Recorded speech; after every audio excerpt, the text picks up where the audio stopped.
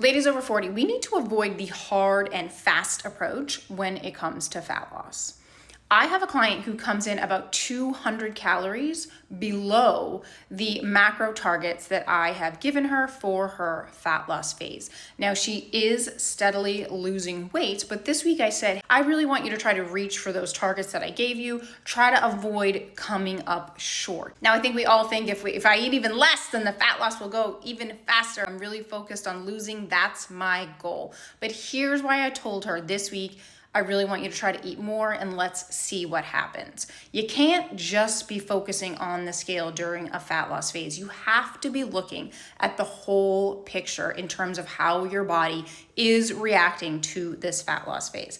I told her to eat more because she's rating her recovery as a 3 out of 5. Recovery from her workout. So she's doing CrossFit a few times a week. She's running a few times a week. She's an active gal, all right? And at this point, she's starting to see that her body is struggling to recover from those workouts. She also rated her hunger and cravings as rather high. Cravings specifically were like a 2 out of 5. Her sleep was also on the lower end. Sleep is another big player when it comes to recovering from everything. But yes, of course, your workouts, if you are an active gal, you got to be looking at the whole picture here, because all of those things like hunger and cravings, if they are kind of left to just ramp up over weeks and weeks, you're not tracking them and you're not paying attention to them and you think, I gotta white knuckle my way through this diet, they're gonna win eventually. Hormones always win. Eventually, they will get to the front of the bus and be driving the bus. They'll kick your discipline right out the door. You also don't wanna be in a place where you're just sustaining this high activity level that you cannot recover from. So